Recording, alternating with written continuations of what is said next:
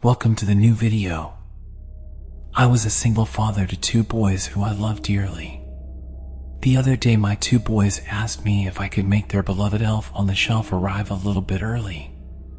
I had always brought it out on December 1st, so I told them no initially, but after hours of relentless pleading and begging, I finally gave in. I wish I hadn't. Okay. Fine. I yelled at my two boys. Go to your rooms and I will summon him here. I demanded. I watched them form a huge grin and then silently run up the stairs to their room. I sighed and started towards my bedroom where I had hidden the elf when it wasn't Christmas time. I looked through each one of my drawers. Each year when Christmas rolled around, I always ended up forgetting where I had hid it the previous year. I always promised myself that next time I would write down where I hid it, but I never did. I opened my bottom drawer and felt the familiar shape of our elf that we've had for 8 Christmases now. I let out a sigh of relief and started to go to the living room with the elf. I set our elf on top of the fireplace. I took a few steps back and admired how he looked sitting there. It gave me nostalgia for when I was a kid during Christmas time. I smiled from satisfaction and started up the stairs. I turned to my kids' room and they were both sound asleep. I looked forward to seeing their excitement tomorrow morning when they saw that the elf had come early. I walked in their room and kissed them both goodnight. I went into my own room and fell asleep. I awoke to a loud scream from both of my children coming from downstairs. I immediately got out of bed and ran down the stairs. I expected them to be excited about the elf, but this scream was full of fear. Something was wrong. While I was halfway down the stairs, the living room came into view. I was shocked and confused at the scene being presented to me. The entire room was covered with flour. I looked around the room and saw the elf sitting on a miniature chair that I didn't recognize sitting right in the middle of the living room. What the fuck? I accidentally said out loud. What the frick? I corrected myself after realizing that my children were there. They gave me a concerned look because I never swore in front of them, but they moved on quickly and focused their attention on the living room again. My first thought was that my kids did this as a prank, but we didn't even have access to this much flour in the house. Every single thing in the room was covered in flour. I stepped into the living room and felt that there was about 6 inches of flour just on the floor. What do you boys know about this? I asked furiously. I thought that they surely had to know something. They both shrugged and said they truly didn't know. I could always sense whether they were telling the truth or not. I could tell that they were both being completely honest. My mind switched to the elf. Could he have? No. What am I thinking? Santa isn't real. But who or what else could have done this? I stood there in confusion, battling my thoughts for quite a while. There was nothing else that could have been responsible for this other than the elf. I simply couldn't believe it. I knew Santa wasn't real, and I knew that if he was somehow real, his elves certainly wouldn't be doing this. My mind switched back to the possibility that this had to be a prank of some sort. I didn't believe in the supernatural at all. Go up to your rooms. I yelled at my two boys. They whined but ultimately obeyed and started up the stairs. I took slow steps toward the elf until I was directly in front of him. I stared down at him sternly for a few seconds when suddenly the flour started to lift up into the air and swirl around me. I started to cough and had to close my eyes while I felt the flour getting in them. After 30 seconds I opened my eyes and the flour was all gone from the room, and so was the elf. I put my hand to my face and saw that there was still flour on my face though. I started to doubt my own mind. What just happened seemed like something that could only happen in someone's hallucinations. I decided to call my kids downstairs to confirm that I was not delusional. Boys, come down here, I yelled.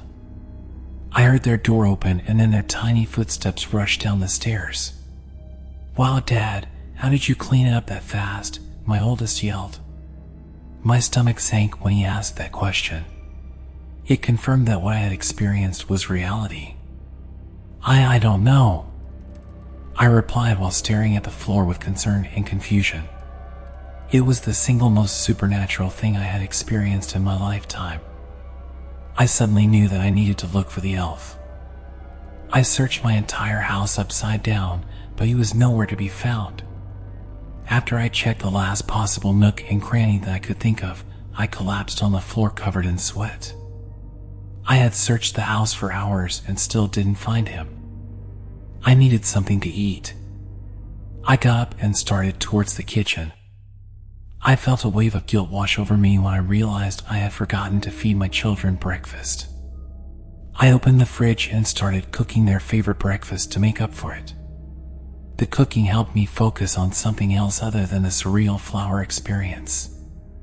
I finished cooking breakfast and plated my boys' meals. I made sure that they each had an exactly equal amount of everything so that they wouldn't fight. Kids. Breakfast. My kids ran down the stairs. Finally, my youngest said in an annoyed tone just before rolling his eyes, "I am sorry, but I made your favorite." I replied, "Thanks." He replied and then picked up his fork. "Dad," I heard my oldest yell. My eyes were horrified when they looked at the scene on his plate. The elf was sitting on his plate on his miniature chair, holding a candy cane. A sharpened candy cane. A sharpened candy cane that had blood on it. I got up and swiftly made it to his plate. I snatched the elf into my hands and squinted at it. My skin began to crawl when I felt movement in my hand that wasn't from me. It was from the elf. He pierced my hand with the candy cane and I threw it across the room and looked at my hand. The cut began to ooze out blood. "What the hell?" I screeched. A toy elf had just assaulted me. I looked in the direction where I threw the elf and noticed that it was gone. That realization made my stomach drop to the floor. I now felt absolutely terrified and unsafe in my own home. "Follow me," I ordered my kids just before I started to walk up the stairs. I was moving my entire family to my bedroom. It felt like the best option at the time. I didn't know what that elf was capable of, and it seemed like a good idea to have my sons, who I loved dearly, right next to me at all times. I opened my bedroom door and watched my two boys enter. Their faces were full of fear. It hurt me to see that. Once they had both entered, I closed and locked my door. I had to make sure that my room was safe. I started to search my entire room. Every single place that I could think of, I searched. Once I was done, I searched the entire room a second time. I saw no sign of that elf. That fact didn't ease my anxiety, though. He disappeared earlier and had somehow suddenly come back. I had the master bedroom and it contained a bathroom. I also had a mini fridge with food and water. I knew that we could survive there for a couple days if it came to that. I had not checked the time once all day and felt it was finally time to do so. I pulled my cellular device out of my pocket and saw it was now 4 hours since I had woken up. I felt my stomach growl with hunger and realized that my children were still hungry. They didn't have a chance to eat the breakfast that I prepared. I opened my mini fridge and was relieved when I saw it was fully stocked. I had restocked it the night before the last one. I had 10 water bottles, 5 each of various fruits, and some Lunchables. I grabbed 2 Lunchables and 2 apples and handed them to my kids. They instantly started to open the package and ate their food within 10 minutes. They put the apple to the side as I expected they would. My children hated fruits. It was always a struggle to get them to eat it, but that was the least of my concern at the moment. I sat down on my bed and sighed. I started to shake with anxiety. I wanted everything to go back to normal so bad. The elf that I had watched my children grow up with over the Christmas season had now turned into a monster. "Dad, what's going on with the elf? Did he turn evil?" My youngest asked me in a calm and curious tone. I sighed and began to rub his forehead. Huh. I think so, I replied sadly. Why did he hurt you? I thought elves were supposed to be good, my son asked, now sounding upset. I thought so as well, I replied, tears starting to form in my eyes. He began to burst out in tears. So did I. I pulled him in for a hug and tried to comfort him. I felt so genuinely bad for this kid. I heard a stabbing noise come from the right of me, followed by a scream coming from my oldest. I snapped out of my crying episode and felt pure rage take over me when I saw what had happened. I watched my child struggle on the ground as the elf repeatedly stabbed my son with a large ceramic knife that had a Christmas pattern on it. I watched my child start to choke up blood with each stab. I saw pure agony in his eyes. I let out a wild scream and charged toward the elf. I tried to stop it, but the elf instantly teleported in front of me and stabbed me right in the stomach. He then teleported right back to my son and continued to brutally stab him. I put my hand to my stomach and brought my hand to view and saw the large amount of blood. I struggled to breath and I started to feel lightheaded. I pulled my cellular device out of my pocket and shakily entered my passcode. The phone was knocked out of my hand and thrown across the room extremely forcefully, causing it to go through the wall. I looked down at the floor and saw the trail of blood that I had left. The scene was sickening and anxiety-inducing. I could feel the blood drain from my body and became terrified at the thought of my own death.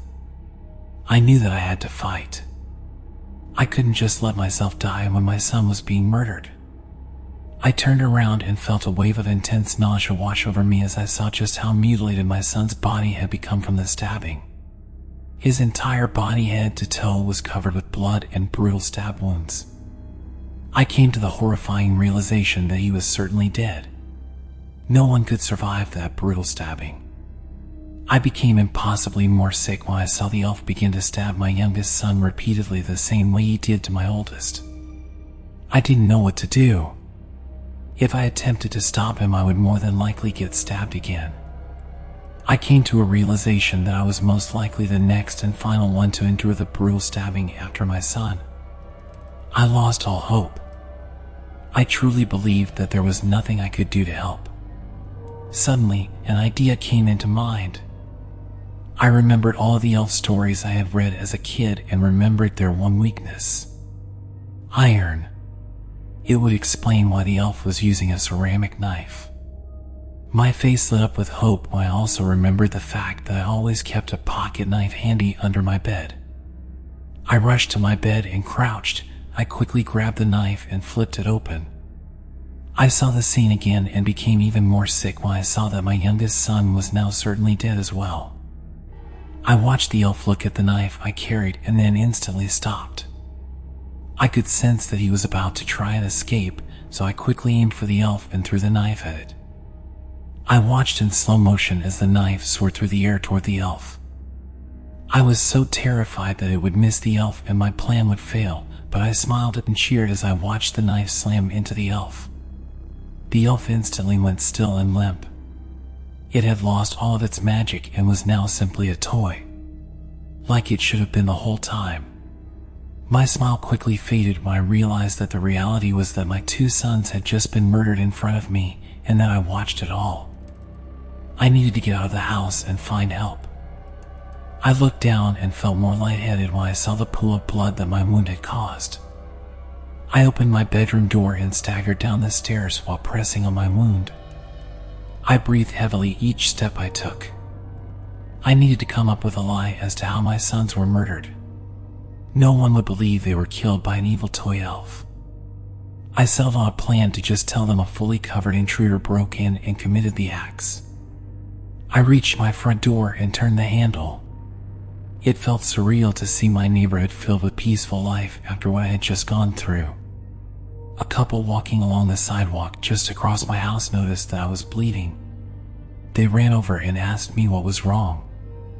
I struggled to speak, but I managed to ask them for their cellular device so that I could dial 911. The boyfriend instantly grabbed it out of his pocket and handed it to me. I punched in the emergency number and dialed it. I pressed the device to my ear. It rang for a few seconds and then a female operator picked up.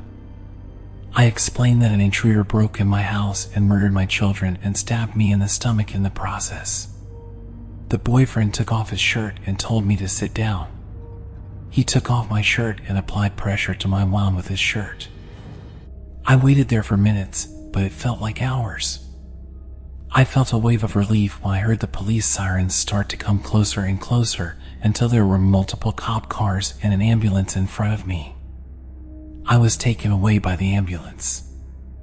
I woke up in the hospital sometime later. My mother and father were sitting in the chair in the corner. They gasped with relief and started to cry. My mother walked towards me and started to rub my head. I felt deeply saddened as I remembered doing the same to my late son not too long ago. I started to cry as well. I wanted my sons back. I wanted to enjoy a wonderful Christmas season with them, but any chance of that ever happening was all ripped away from me that day. My father came over and started to cry with us. My mother and father grabbed both of my hands. I am so sorry this happened to you. My father spoke. I never really got to know my father because he was in the military most of my childhood.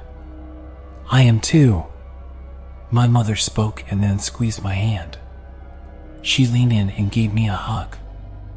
I accepted it gracefully and my tears began to lessen. My father did the same just after my mother and I accepted it as well. My mother then handed me my laptop. I thought you could use something to do here, she said. Thank you. I never really used my laptop much. I preferred to stay away from screens and spend time outdoors, but it was a useful thing to have while I stayed in the hospital.